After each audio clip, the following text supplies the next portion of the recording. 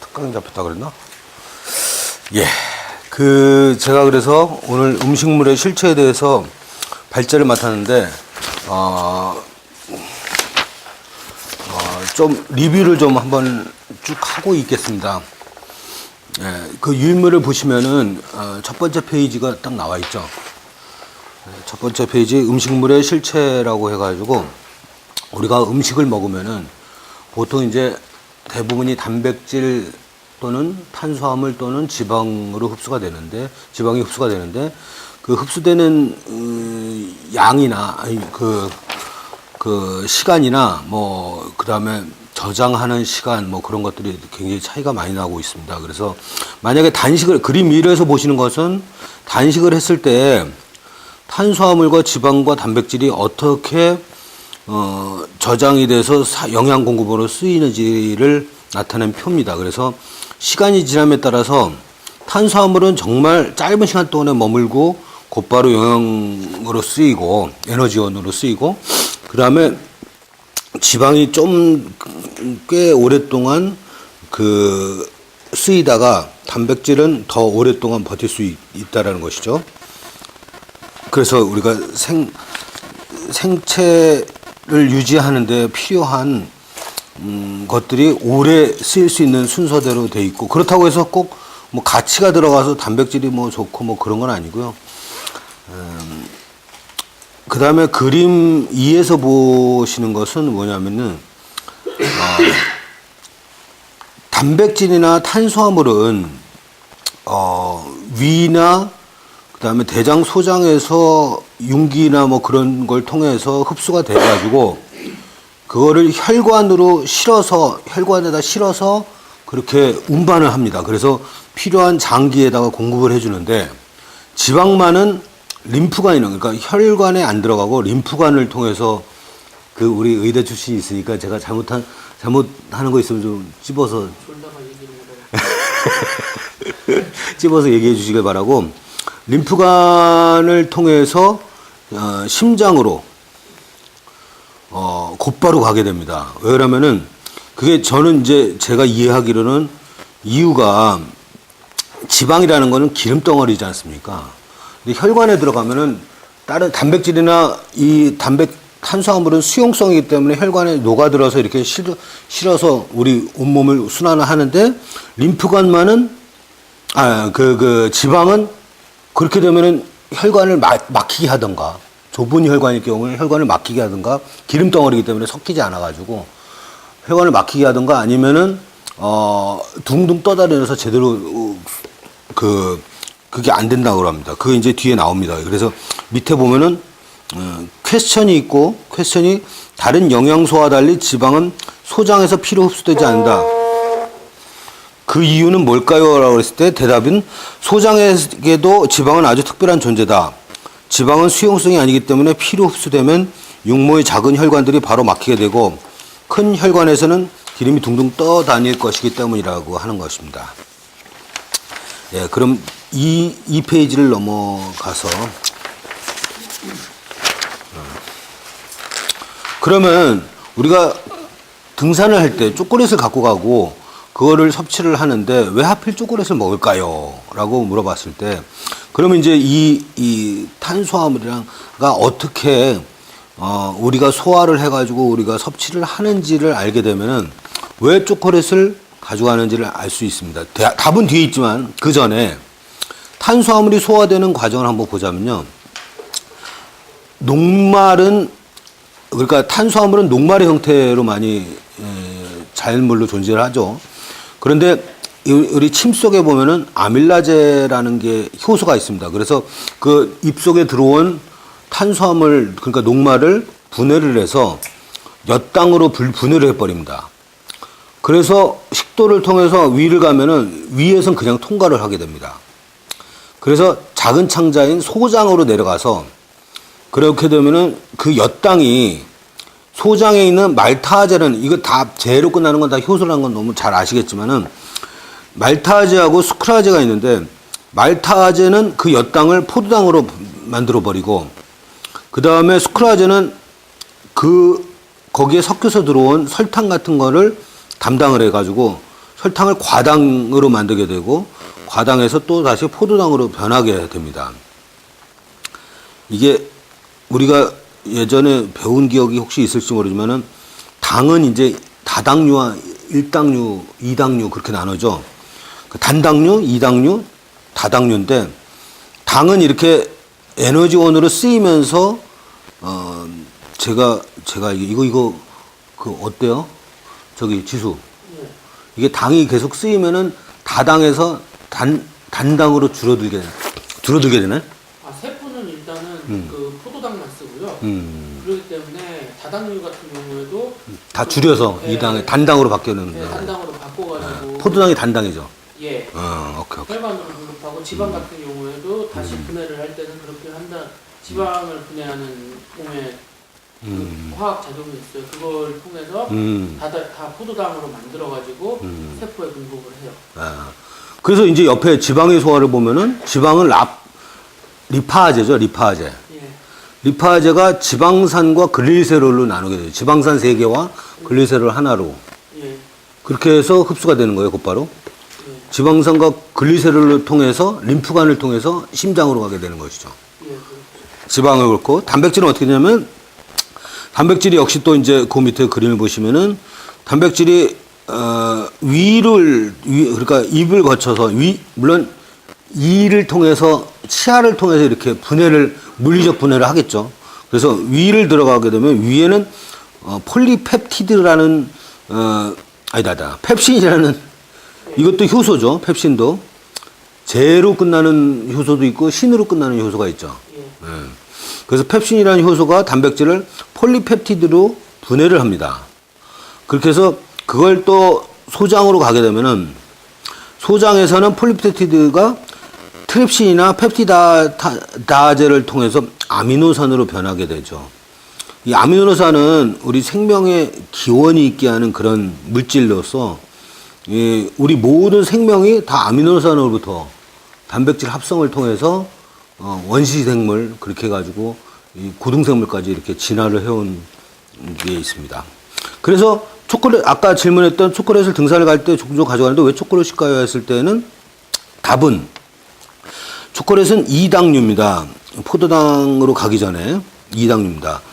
다른 물질들은 여러 단계 그러니까 아까 얘기했듯이 단백질 복잡하죠. 지방 복잡하죠. 뭐 그런데 탄수화물은 그 설탕의 일종이기 때문에 수크라제가 이게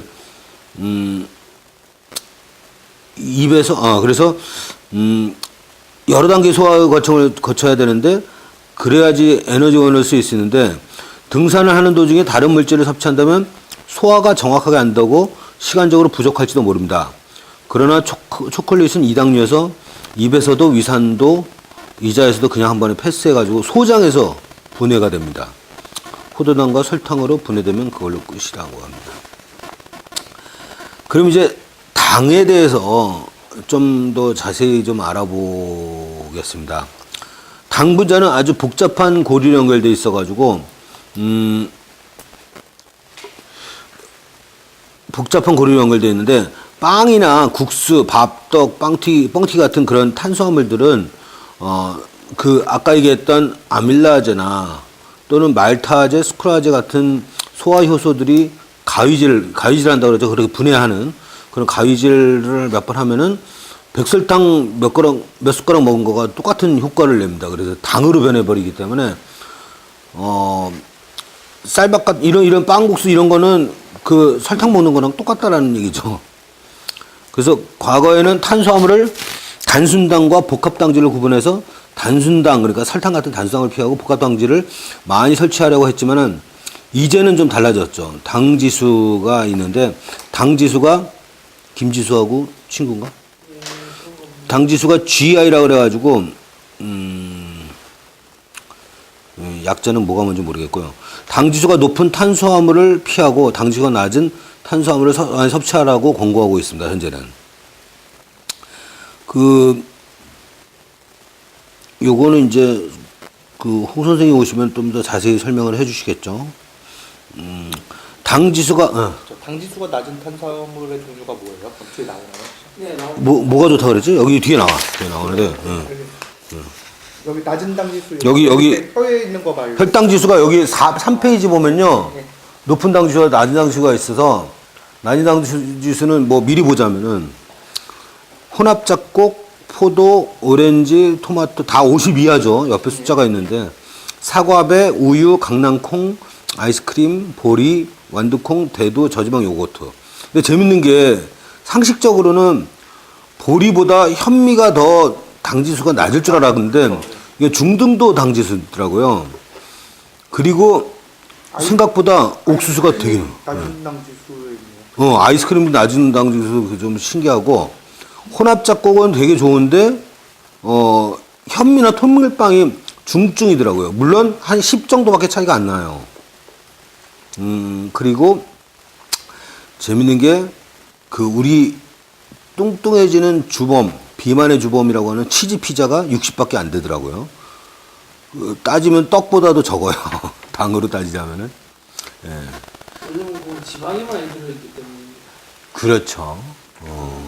지방이. 아이스크림도 당지수는 낮지만 네. 아이스크림은 유지방이 유지방이 많이 들어있기 들어서. 때문에 와, 이것도, 이거 적을 만한.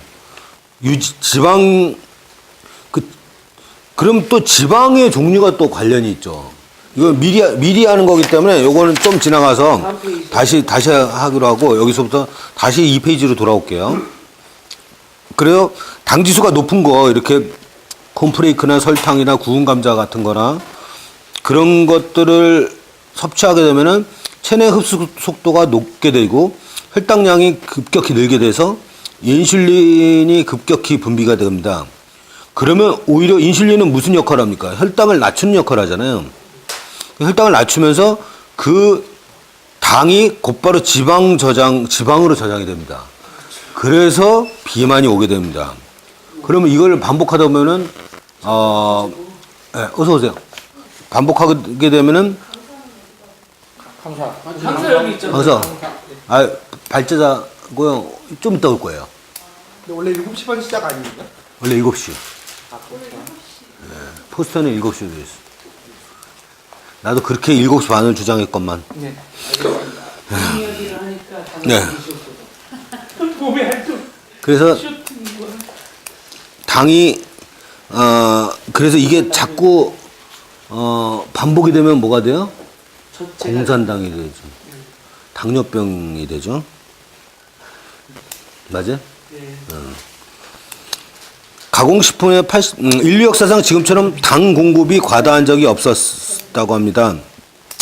미국의 경우에는 마트에서 파는 가공식품의 80%가 가공당분이 첨가되어 있어요. 그래서 당분을 많이 섭취해두면 우리 몸은 알아서 두 가지 형태로 미래를 대비해서 저장을 하게 됩니다. 이게 그러니까 혈당량을 낮추면서 혈압 돌아다니지 않고 각 기관들이 이제 당이 다 필요 없어졌다가 인슐린이 신호를 주는 거 아니에요. 그러니까 인슐린이 신호를 주니까 혈당을 쭉 낮추면서 그거를 저장 형태로 보관하게 되죠. 그래서 그렇게 하는데 이제 글리코겐의 형태로 쌓이기도 하고 지방으로도 쌓이기도 합니다. 근데 글리코겐은 그냥 그 단기로 저장해 두는 건가 봐요. 그래서 조깅을 조금만 해도 소비가 되는데 지방은 보통 1시간 이상을 해야지 지방을 태운다 그러죠. 우리가 그 살 빼러 이렇게 스포츠센터에 가면은 보통 유산소 운동을 시작하고 20분 이후부터 지방을 태운다 그래요. 근데 여기는 이제 1시간 이상 운동이 소비가 된다 그러지만 이거 뭐 약간의 차이는 있지만은 그 대신에 유산소 운동을 하기 전에 무산소 운동을 한 20-30분 해주면은 유산소 운동을 시작하고 5분 이후부터 지방을 태운다는 겁니다. 이거는 그래서 운동을 딱 멈추고 지방을 끝내는 게 아니라 그 이후로부터 계속 지방을 태운대요. 그래서 살을 빼려고 그러면 그 뒤에 먹는 게 되게 중요하대요. 그 뒤에 어떤 걸 섭취하느냐에 따라서 그러면 섭취가 되게 그러니까 몸이 필요로 하기 때문에 이미 지방으로 다 빠져나간 걸 보충을 해줘야 하기 때문에 엄청 먹어서 축적을 하게 된대요. 그래서 오히려 잘못된 운동과 잘못된 식습관을 해버리면 더 살이 찔 수 있어요. 되는 거죠. 그렇죠. 이렇게 되는 거죠. 네. 이 허벅지 둘레가 65cm인데 허리 둘레가 100이 되는 그렇게 되는 거죠. 허벅지는 완전히 아유, 그렇게 안 보이신데.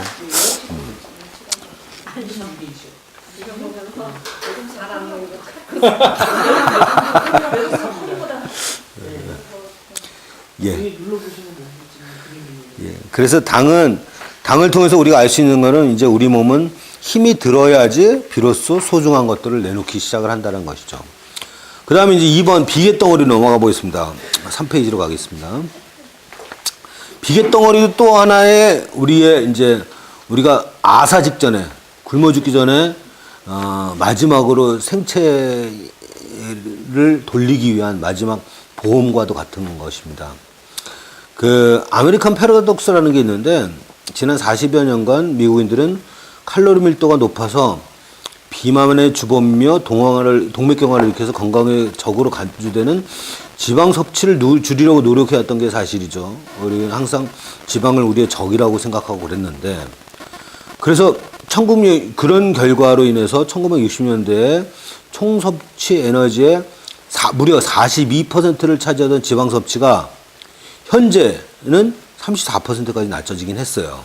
그렇지만 40년 전에 비해서 비만 인구는 3배나 증가했고 현재 과체중 인구는 전체 인구의 65%를 차지하고 있습니다. 그럼 이제 지방에 의심을 해볼 필요가 있다는 것이죠. 과연 지방이 우리의 비만의 주범인지를. 그래서 지방을 이전보다 더 적게 먹고 있는데도 비만 인구는 계속 늘고 있다. 지방을 적게 먹는 대신에 단순 당이나 전분류의 탄수화물 섭취가 더 늘었기 때문이라고 지금은 추측을 하고 있습니다. 그래서 지방이 많이 들어있는 음식은 포만감이 빨리 찾아와서 많이 먹을 수는 없습니다. 오히려 지방은 많이 오히려 우리 상상 보다는 다르게 지방을 많이 먹으면 빨리 포만감이 찾아온다는 것이죠. 그래서 많이 지방을 많이 먹는 저는 뭔가요? 홍준경 박사님은 지방을 너무 많이 다녀서 그래. 자전거를 타고요? 예. 그래서 몸에서 연료가 더 필요한 것이 아닌데도 가짜 배고픔이 생기면서 단 음식을 찾게 된다고 합니다. 많이 먹을 수는 없지만은. 그래서 전체 지방 섭취량은 차이가 없어도 포화 지방산 대신에 건강에 유익한 불포화 지방산을 많이 먹을수록 심장병 발병 위험이 죽고 더 건강한 것으로 나타났다. 그래서 60년대 생각했던 것과 다르게 지금은 전체 지방 섭취량을 생각할 게 아니라 나눠서 건강에 유익한 불포화 지방산은 많이 먹을수록 건강에도 좋고 그 다음에 다이어트 하기에도 좋다라고 얘기를 하는 것 같아요. 지중해 해식 식단처럼 그러니까 이런 건 뭐 제가 보기에는 올리브유 같은 것들이 좋은 지방이기 때문에 지중해식 식단을 올리브유로 대표되는 그런 걸 얘기하는 것 같아요. 그래서 지중해식 식단처럼 유익한 지방이 풍부한 식사를 하는 것이 좋다. 여기에다가 규칙적인 운동, 이건 당연한 것이죠. 금연, 적당한 음주 등이 추가되면 질병으로 인한 사망을 무려 70%나 낮출 수 있다. 적당한 음주는 지금 의사협회에서 얘기하기를 일주일에 2잔으로 얘기하더라고요. 그러니까 2잔은 양주와 일주일에 세 차례 2잔씩. 3차례까지 2잔씩인데. 그러니까 그게 이제 도수와 똑같이 소주잔이 2잔이면 맥주잔 2잔하고 똑같다고 보고 있는 거예요. 양주잔은 거의 비슷해요. 그러니까 알코올 함유량은 맥주에 2잔 들어가 있는 거랑 그래서 그거를 의사들은 권하고 있죠. 그리고 육류도 레드미트 있잖아요. 레드미트를 그러니까 레드미트이 좋다, 화이트미트이 좋다. 우리가 저번에도 나왔잖아요. 레드미트과 화이트미트에 대한 근데 그게 어느 게 좋다라는 건 아직까지도 의견이 분분하긴 하지만은 일단은 고기는 일주일에 600g이라고 그러더라고요. 그러니까 보통 한 번에 600g 먹잖아. 그러니까 우리 시중에서 식당 가면 1인분 200g 또는 250이라고 돼 있는 데도 있죠. 근데 뭐 200g이죠 보통. 근데 그러면은 일주일에 3번 이상 먹지 말아야 되는 거죠. 많이 먹지 말고. 그게 이제 고기의 적당량이고. 한 달에요? 진짜로? 나머지는 제가 다 하루에 600g. 한 끼에. 그래서 하루에 600은 먹을 겁니다. 지방은 모든 영양소 중에서, 야, 이것도 재밌더라고요. 가장 효율적이고 가장 소중한 성분입니다. 그래서 1g당 탄수화물이 낼 수 있는 열량이 4kcal이고, 단백질이 4kcal라면 지방은 9kcal나 된다는 거예요. 그리고 알코올도 뭐 태우는 연료이기 때문에 7kcal에 달한다고 합니다. 아유, 교수님 오셨습니다. 네, 안녕하세요. 그래서 전선을 감싼 고무 피복처럼 신경을 감싸고 있는데, 감싼 지방이 감싸고 있기 때문에 광속도로, 이거 딱 오시자마자 맥히는 문장이 나왔네. 참. 이게 3페이지 이거 무슨 얘기예요? 전선을 감싼 고무 피복처럼 신경을 감쌈. 네. 지방이 감싸고 있기 때문에 광속도로 생각할 수 있어. 네. 광속도라는 건 우리 이 신경의 전달 속도가 몇 미리 세컨드인데 그 지방 때문에 그런 신경의 마이알린을 이렇게 구성할 수 있다는 거죠. 지방이 없으면 신경의 전달 속도도 떨어지고 그런 얘기. 책에 나와 있는 얘기입니다. 네. 그림 그려서 설명하면 그림 그려야 좀 자세히 설명해요. 네. 이따가 그림 그려서 해주시면. 네. 결제는 유익한 지방은 세포막을 건강하게 해서 인슐린 등의 호르몬이 주는 신호를 잘 받아들이고 지방 대사를 원활하게 돌려서 체중 감량에 유리한 조건을 만든다. 반면 해로운 지방은 세포막의 건강을 해쳐가지고 호르몬이나 화학물질의 신호를 제대로 받아들이지 못하게 한다. 여기에 설탕이나 정제 탄수화물의 과다 섭취로 인슐린 분비량이 많아지면 인슐린 저항성이 더 쉽게 생긴다. 결국 지방 대사가 잘 이루어지지 않고 체중은 계속 증가하는 악순환이 발생한다. 이미 복부지방과 비만과 인슐린 저항성이 발생한 상태라면 무조건 지방 섭취를 줄이는 것이 아니라 인슐린 저항성을 악화시키는 유해한 지방 섭취를 피하고 인슐린 저항성을 개선시키는 유익한 지방 섭취를 늘려야 한다. 다시 말해 지방을 얼마나 먹는 것보다 어떤 종류의 지방을 섭취하는가 중요하다. 그래서 그 지방 성분이 흡수되는 건 아까도 얘기했지만 아주 가냘픈 림프관을 통해서기 때문에 이 림프관을 통해서 지금 면역 세포들이 계속 지금 공급이 되는 거잖아요. 그죠? 네. 그러니까 온몸으로. 그래서 우리 뭐 아시겠지만 우리 온몸에서 몇 프로의 세포들이 죽어나가고 새로 생기고 그러죠. 하루에도. 그래서 그런 굉장히 중요한 역할을 림프관이 하고 있는데 림프관의 막도 지금 지방이 담당하나요? 네. 림프관의 막도. 그래서 림프관의 막이 그 혈관막처럼 되게 중요한 거죠. 그리고 또 세포막도 그걸 이제 삼투압을 유지하기 위해서는 세포막이 굉장히 왜냐면 그 안에 세포막 안에 굉장히 중요한 물들이 들어가야지. 물이 대부분 이제 혈액으로 존재하고는 있지만은 그것들이 이렇게 삼투압을 유지하면서 잘 그 형태를 유지해서 몸을 생존을 유지하려고 그러면은 그게 막이 굉장히 건강해야 되겠죠. 그래서 이제 이만큼 지방이 양보다 지금 성질이 더 중요하다고 해서 그래서 지방의 종류를 한번 살펴보자 그러면은 지방은 이제 단기 불포화 지방이 있고요. 그 다음에 다기 불포화 지방이 있고 포화지방, 트랜스 지방이 있는데 단기 불포화 지방으로서는 엑스트라 버진, 올리브유, 헤이즐넛, 아몬드, 참깨씨 이거를 읽으면서 저는 이런 헤이즐넛 그런 거 알몬드를 먹고 있었습니다. 호박씨를 까면서 이거는 이제 이게 치질 변화요? 김진철이 없네 그러고 보니까 지질 변화? 지질 변화인데 이게 로우 LDL이 로우 덴시티 리포프로테인의 약자인데요. 나쁜 콜레스테롤이라고 적어놓으시면 돼요. 나쁜 콜레스테롤. 나쁜 콜레스테롤을 낮추는 게 어디까지예요? 불포화 지방까지예요. 하나는 엑스트로버진 올리브유는 단가고, 그러니까 파슬이 짧고, 다가는 오메가3나 오메가6처럼 여러 개 사슬이 얽혀 있는 거예요. 아, 단기가 아니라 단가구나. 단가, 닭가. 단가. 이게 지중해식 식단이라는 게, 이 올리브유가 들어가서 지중해식 식단인 거죠. 오케이. 알겠습니다. 그래서 이게 좋은 콜레스테롤을 높이면서도 낮추는 게 어디까지 가냐면은, 닭가까지 가고, 그 다음에 둘 다 높이는, 그러니까 포화지방만 해도 나쁜 콜레스테롤을 높이기 때문에 좀 안 좋아도, 그래도 좋은 콜레스테롤을 높이니까 그나마 포화지방은까지는 봐줄 수 있다라는 거죠. 네. 네. 소고기, 돼지고기 삼겹살을 포함하는 거죠, 이게. 네. 그것까지.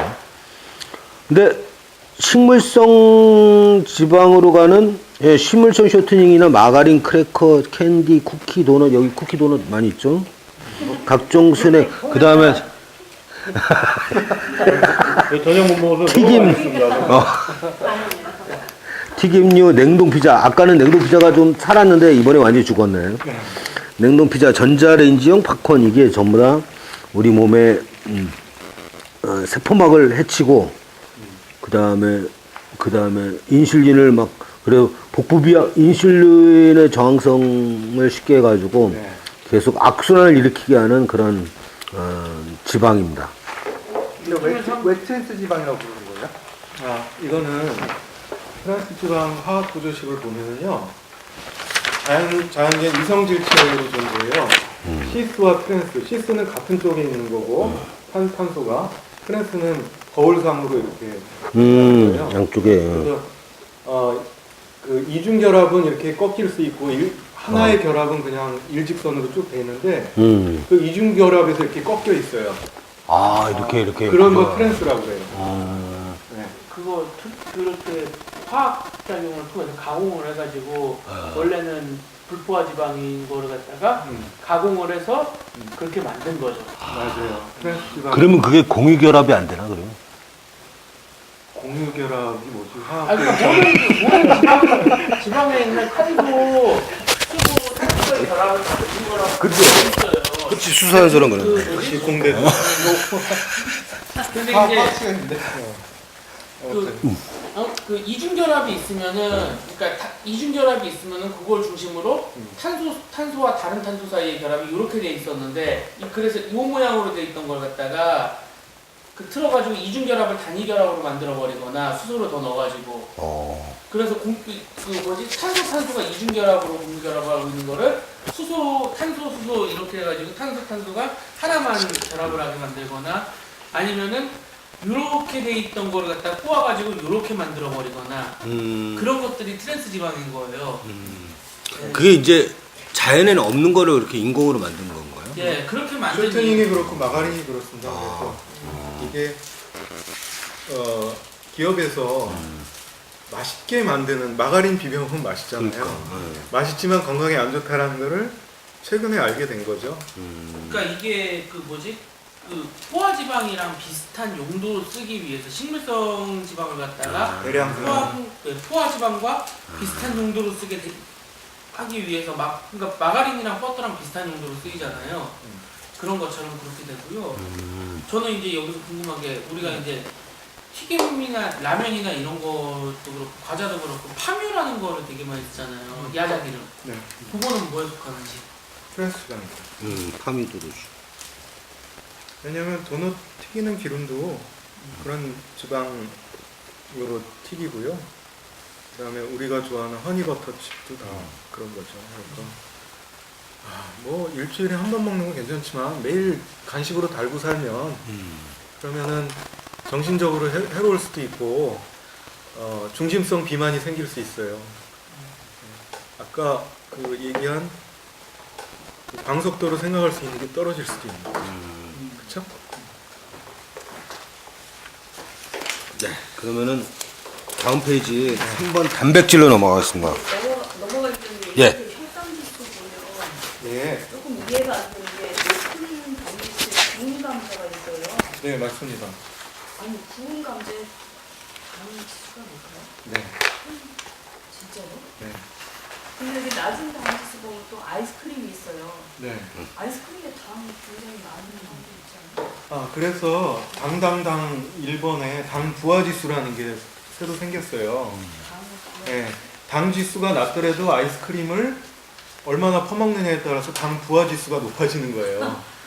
그래서 아이스크림은 먹어도 또 먹게 되잖아요. 그렇죠? 그게 뒤에 나오거든요. 그 유당 과민증과 이 알레르기 분야에 나오니까 그때 또 설명하도록 하고, 아주 요약해서 간단히 얘기하면 당 부하 지수는 당 지수와 달리 당 지수가 낮더라도 부하, 그러니까 양이 많으면 이게 포만 중추를 자극 못해서 많이 먹으면 그게 더 안 좋다는 거예요. 그래서 이 혈당 지수보다는 혈당 부하 지수가 더 중요한 거예요.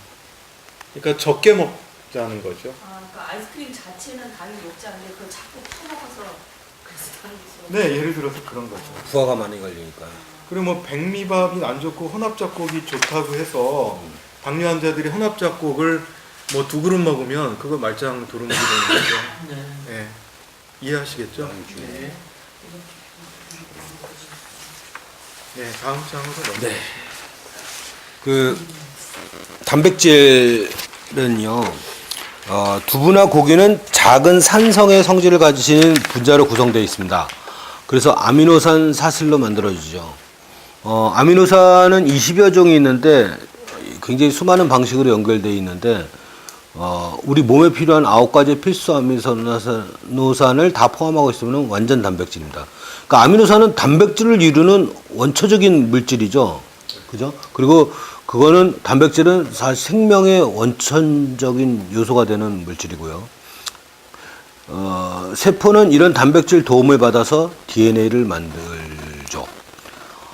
단백질은 우리 몸에서 물 다음으로 많은 부분인데 70kg 성인의 몸에는 약 10 내지 15kg의 단백질이 있고, 그러면 김지수군 같은 경우는 30 내지 32kg의 단백질이 있다는 얘기인가? 그 중에서 5kg 정도가 근육에 존재하고 있습니다. 대부분 물과 함께 사이좋게 결합되어 있는데 근육의 무게는 보통 체중의 40% 정도입니다. 하루에 얼마나 많은 단백질을 먹어야 하는가에 대해서는 아직 한도가 없고요. 70kg 성인의 경우 10분의 1 단백질 섭취를 해야 됩니다. 보통 사람은 전체 칼로리의 15%를 먹자고 권장하는데 살을 빼려는 사람은 35%까지. 그래서 닭가슴살만 먹고 막 운동하는 사람들 많이 있죠. 35%까지 올려 먹기를 권장합니다. 이걸 보니까 그 이번에 요리 인류라는 드라마를 보면 그게 3부에서 단백질에 대한 얘기가 나왔어요. 그러니까 인류가 음식물을 좀 더 아까 1장에 나왔듯이 제일 오랫동안 그 저축이 아니라 하여튼 저장할 수 있는 방법을 고안하다가 단백질이 너무 좋으니까, 그러니까 단백질을 굉장히 좋게 해왔는데 뭔 얘기 하려고 그러지? 네? 그러니까 요리 인류에서 그렇게 했는데 거기서 무슨 얘기를 했는데 단백질을 하여튼 또 생각나면 다시 얘기할게요. 예. 그래서 동물성 단백질은 소화율이 최하 90에서 99% 정도가 다 흡수가 됩니다. 그리고 고기와 치즈의 단백질은 90 내지 95%가 흡수가 되고 계란은 97%까지 흡수.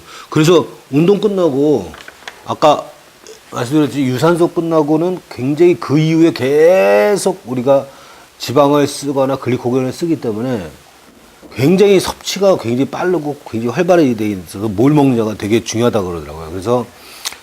그래서 그 주로 계란을 먹죠. 삶은 달걀을 많이 먹는데 그 한때는 또 그 노란가는 LDL이 많아가지고 그렇다고 했는데 그거는 비중법이라는 걸로 잘못된 거였어요. 그래서 그 노른자도 먹는 게 좋습니다. 같이. 레시틴이라는 성분이 있어서 콜레스테롤을 좋은 걸로 바꿔요. 그 계란은 하루에 2개까지 먹어도 됩니다. 난 4개씩 먹는다. 그리고 그 다음날 안 먹으면 되죠. 아, 그 다음날은 여덟 개 먹는 거야. 치즈는 어때요? 치즈는 어느 정도나 치즈는 칼슘, 살 안 찔 정도만. 칼슘이 많은 거죠. 그러니까 칼슘 섭취를 치즈에서 하죠. 그래서 1,500g 정도는 여성이 먹어야 되고요. 1,800g은 폐경기 이후에 칼슘이 빠지니까 1,800g 먹으라고.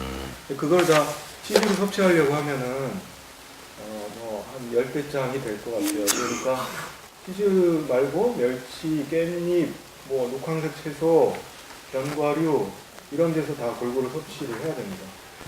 우리나라 사람들이 가장 영양 성분 부족한 게 칼슘. 두 번째가 비타민 D예요. 두 가지만 잘 섭취하시면 건강하게 살 수 있어요. 네. 비타민 D. 비타민 D가 뭐예요? 햇빛을 30분간 아, 비타민 D. 네. 손팔, 다리 내놓고 얼굴 내놓고 구내염도 비타민 D. 그네오면 비타민 B12. 먹으면 안 되고 이거는 주님께서 네, 장단점이 있어요. 장점은 비타민 D, 단점은 주근깨. 네, 식물성 단백질. 예, 식물성 단백질은 필수 아미노산이 없으므로 불완전 단백질이라고 부릅니다. 견과류 같은 것이 그런 건데, 곡류에는 메타이오닌과 시스테인이 많은데, 리신이죠? 네. 리신이 좀 모자른다고 합니다. 반면에 콩은 리신은 많은데 시스테인은 메타이오닌이 부족하다고 합니다. 이게 다 필수 아미노산에 들어가는 거죠? 시스테인이나 그런 거. 예, 그렇습니다. 그래서 콩과 밥을 같이 먹으면 좋은 거죠. 콩밥. 네. 네. 그래서 제가 맨날 투덜댔는데, 그래서 이제 마음을 바꿔 먹기로 했습니다. 그 콩을 밥과 견과류 같이 섞어 먹으면 완전식이 되는 거예요. 네. 또 옥수수에는 라이신과 트립토판이 부족하다고 하는데, 라이신과 트립토판은 어떤 역할을 합니까? 그러니까 우리 몸의 구성 성분이고 아. 이런 것들이 없으면 그러니까 9개의 아미노산, 필수 아미노산이 없으면 아까 얘기한 DNA를 잘 못 만들고 그렇죠. 근데 여기 그림에 필수 아미노산이 8개밖에 없네요. 이거는 이렇게 제가 그림을 카메라 들었는데 중요한 건 아닙니다.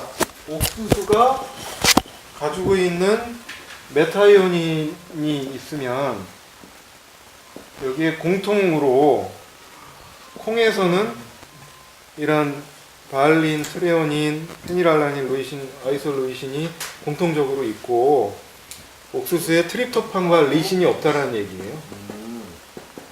그리고 콩에는 그 트립토판과 리신이 많고 메타이오닌이 없다라는 거를 그림으로 그려준 거예요. 방금 말씀하신 거를 그림으로 나타내 준 겁니다. 맞죠? 나머지 9번째 아미노산은 그럼 모르는 거예요? 뭐 다른 뭐가 있어요? 다른 게. 예. 예. 그래서 말씀한 대로 지금 발린이나 트리온이나 페날린이 콩에 많다는 거예요?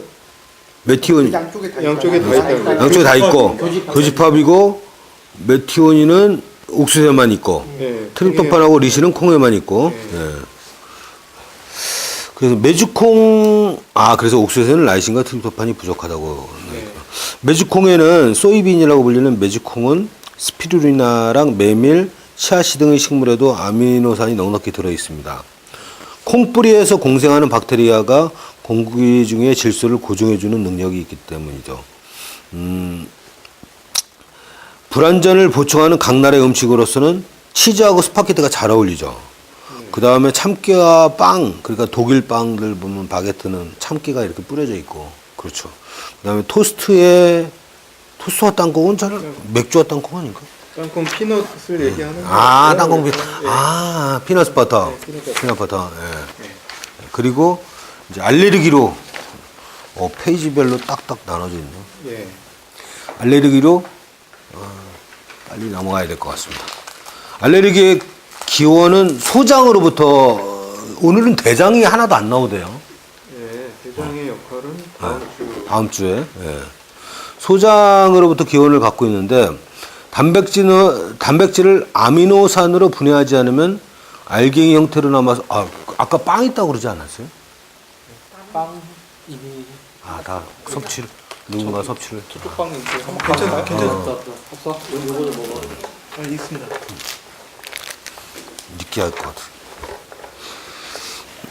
단백질을 아미노산으로 분해하지 않으면은 알갱이 형태로 남아서 혈액으로 흡수하지 못합니다. 그래서 소장의 림프관이 분해되지 못한 알갱이를 받아들이는 것이죠. 그러니까 림프관이 참 하는 일이 많은데 그 중에 이제 지방도 이렇게 운반하고 또 면역세포도 운반하고 그다음에 분해되지 못한 알갱이도 이렇게 받아들여 가지고 그럴 때 면역세포들이 이렇게 떠다니다가 공격을 하게 되죠. 그래서 이 알갱이를 단백질 아미노산이니까 이거를 생명체로 알고선 공격을 해버리는 거죠. 그죠? 그래서 또 이 알갱이를 또 발견하게 되면 어떤 민방위훈련 같은 효과가 돼가지고 면역세포가 또 적이다 생각하고 또 공격을 하게 되는 겁니다. 그래서 이 단백질이 그냥 그렇게 해서 이제 단백질이 그냥 소비가 돼버린다는 얘기죠, 그냥. 그러면. 이제 여러 가지 공격을 하게 되면 이런 게 이제 항체가 되는 거고, 면역 세포가 항체가 돼서 항원 들어오는 놈들을 계속 공격을 하는 거예요. 자기 몸이 아니니까.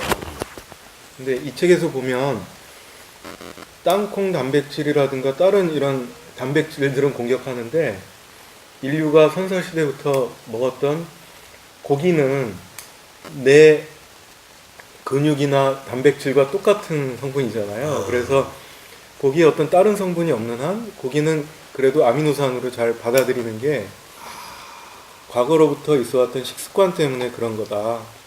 이렇게 얘기하고 있고, 어떤 면역학자들은 아이를 가지면 아이가 10달 있다 나오는 거를 설명을 못 했었거든요. 그것도 면역작용으로 설명합니다.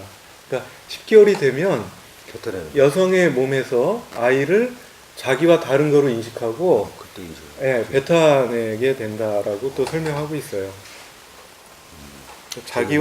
자기와 자기의 단백질과 구분을 못하고 싸우는 현상을 알레르기라고 생각하시면 됩니다.